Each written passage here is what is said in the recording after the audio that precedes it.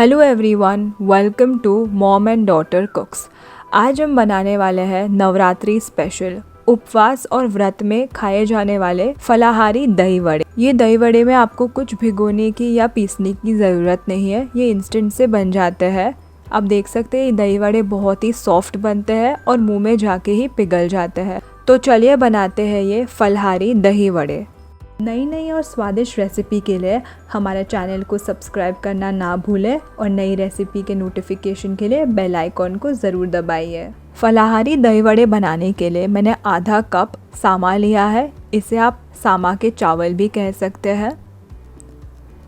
आधा कप सामा को हम एक बोल में डाल देंगे और इसे हमें अच्छे से 2 से 3 बारी पानी से धो लेना है। अब देख सकते हैं मैंने इसे अच्छे से पानी में धो लिया है।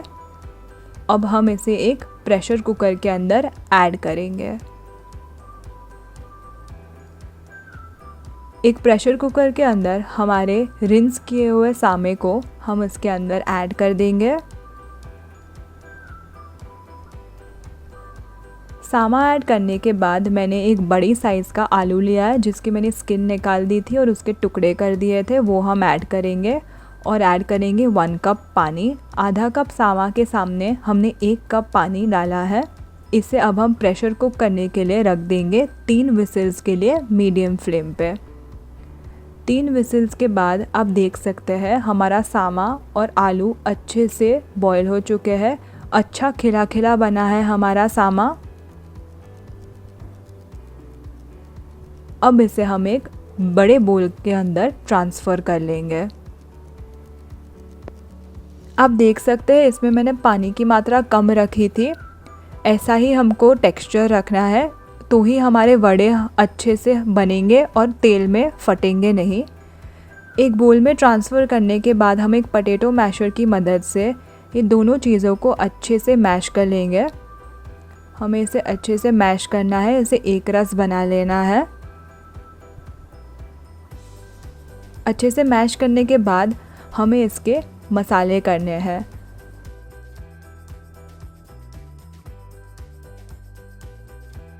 मसाले के लिए हम इसमें ऐड करेंगे 1/2 teaspoon black pepper powder, add करेंगे 1 टेबलस्पून ग्रीन चिली और जिंजर की पेस्ट, डालेंगे नमक स्वाद अनुसार, आप सेंधा नमक भी यूज़ कर सकते हैं, और फ्रेश कोरिएंडर। सारी चीज़ों को डाल के हमें इसे अच्छे से मिक्स करना है। इसे मिक्स करना बहुत ज़रूरी है। अच्छे से मिक्स करिए और इसका एक डो जैसा कंसिस्टेंसी क्रिएट कर लीजिए। अच्छे से मिक्स करने के बाद हमें इसके गोले बनाने हैं। आप आपके प्रेफरेंस के हिसाब से कोई भी साइज़ के इसके गोले बना सकते हैं। आप इसे ऐसे फ्लैट भी बना सकते हैं जैसे मैं आपको अभी दिखा रही हूँ, और अगर आपको इसे फ्लैट नहीं बनाना है तो आप इसके राउंड गोले भी बना सकते हैं। ध्यान रखिएगा कि ये गोले आपको टाइटली रोल करने हैं, इसमें कोई भी हवा नहीं रहनी चाहिए वरना ये तेल में फट जाएंगे। हम हमारे सारे वड़े ऐसे ही तैयार कर लेंगे। ये वड़े बहुत ही इजीली बन जाते हैं और ये वड़ों को आप डीप फ्राई करके ऐसे ही चटनी के साथ भी इंजॉय कर सकते हैं। आप देख सकते हैं ऐसे ही मैंने सारे अपने वड़े बना के तैयार कर लिए हैं। मेरे इस मिक्सचर से 8 से 10 वड़े बन के तैयार हुए थे। मैंने ऑलरेडी तेल को मीडियम फ्लेम पे गरम होने के लिए रख दिया था। अब मैं अपना तेल चेक कर रही हूँ। आप देख सकते हैं हमारा तेल आ गया है। तो अब हम हमारे दही वड़े तलेंगे।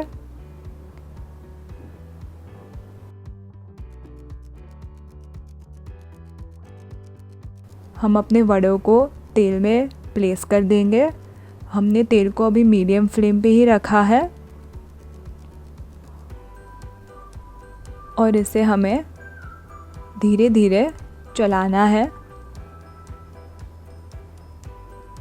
इसको 3 से 4 मिनट लगते हैं फ्राई होने में। इसे मीडियम फ्लेम पर ही फ्राई करिए। हाई फ्लेम पे फ्राई करने से ये बाहर से कुक हो जाएंगे और अंदर से कच्चे रहेंगे। आप देख सकते हैं अच्छा प्यारा गोल्डन ब्राउन कलर आने लगा है हमारे वड़ों पे।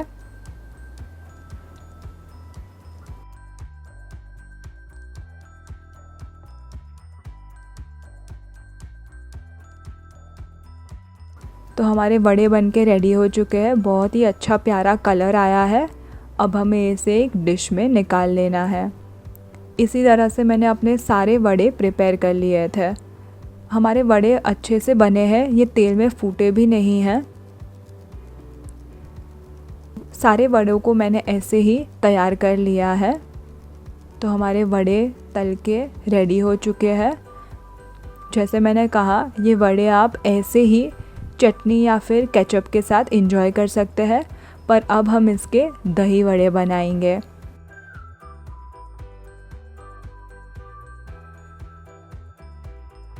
दही वड़े बनाने के लिए हम एक बोल में पानी ऐड करेंगे और जितने वड़े आपको सर्व करने हो उस हिसाब से आपको वड़ों को रूम टेम्परेचर पानी में ही भिगोना है। इसमें हमें गर्म पानी लेने की ज़रूरत नहीं है। ये वड़ों को हम करीबन 5-1 मिनट के लिए पानी में सोक करेंगे। 5 मिनट से ज़्यादा सोक नहीं करना है, वरना ये फट सकते हैं। 5 मिनट के बाद आप देख सकते हैं हमारे वड़े अच्छे से फूल गए हैं, पानी सोक कर लिया है। अब हम इसे हल्के हाथों से थोड़ा प्रेस करेंगे। ज़्यादा प्रेस हमें नहीं करना है, हल्के हाथ से हमें इसको प्रेस करना है। थोड़ा सा पानी हमें इसमें से निकालना है और जो डिश में आप दही वड़े सर्व करना चाहते हैं वही डिश में आप इसे निकाल लीजिए। मैंने सारे वड़े को अच्छे से हल्के हाथ से दबा के ऐसे तैयार कर लिया है। अब हम दही वड़े का दही तैयार करेंगे। मैंने एक बोल में छन्नी रखी है, छन्नी के ऊपर हम डालेंगे 1 कप दही।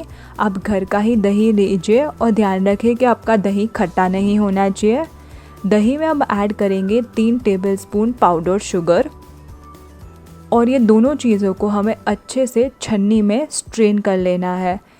इस तरीके से दही बनाने में आपका दही बहुत ही ज़्यादा क्रीमी बनेगा। जब भी आप दही वड़े बनाएं, आप ये प्रोसेस से ही दही को स्ट्रेन करिएगा, तो आपका दही बहुत ही अच्छा क्रीमी बनेगा। आप देख सकते हैं हमने ये दही को अच्छे से स्ट्रेन कर लिया है और नीचे हमारा एक स्मूथ सा क्रीमी दही बनके तैयार हो चुका है। तो हमारा ये स्वीट दही वड़ा का बनके तैयार हो चुका है। अब हम प्लेटिंग की तैयारी करेंगे।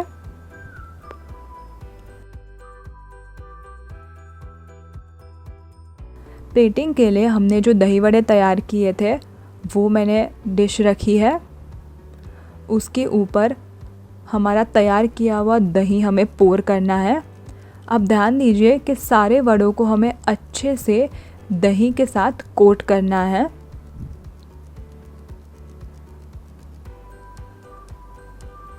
दही से मैंने सारे वड़ों को अच्छे से कोट कर लिया है। अब हम इसमें फलाहारी ग्रीन चटनी यूज़ करेंगे। तो अब हम ये ग्रीन चटनी इस पे लगा रहे हैं। ग्रीन चटनी के बाद हमें इसमें इमली और खजूर की चटनी पोर करनी है। ये इमली और खजूर की चटनी भी फलाहारी है। इसके बाद हम इसमें लाल मिर्ची पाउडर स्प्रिंकल करेंगे। अगर आप उपवास में लाल मिर्ची पाउडर नहीं यूज़ करते तो आप इसे स्किप कर सकते हैं और इसकी बजाय आप इसमें ब्लैक पेपर पाउडर स्प्रिंकल कर सकते हैं। अब हम इसमें भुने हुए जीरे का पाउडर स्प्रिंकल करेंगे, इससे एक बढ़िया स्वाद आता है। और थोड़ा नमक इस पे हम स्प्रिंकल करेंगे। गार्निश करेंगे फ्रेशली चॉप्ड कोरिएंडर के साथ और इसका एक अट्रैक्टिव और लाजवाब लुक के लिए हम इसमें थोड़े पोमोग्रेनेट के दानों से गार्निश करेंगे। तो तैयार है हमारे उपवास और व्रत में खाए जाने वाले ये सॉफ्ट से फलाहारी दही वड़े। ये दही वड़े छोटे से लेकर बड़ों को सबको बहुत ही ज़्यादा पसंद आएंगे। ये दही वड़े बिना कोई झंझट से बहुत ही आसानी से घर पे बन जाते हैं। तो इस नवरात्रि की सीज़न में आप भी ये घर पे ट्राई करिए और हमें बताइए कि आपको ये रेसिपी कैसी लगी है। अगर हमारी रेसिपी आपको अच्छी लगे then please like, share and subscribe to our channel. Thank you for watching. Bye.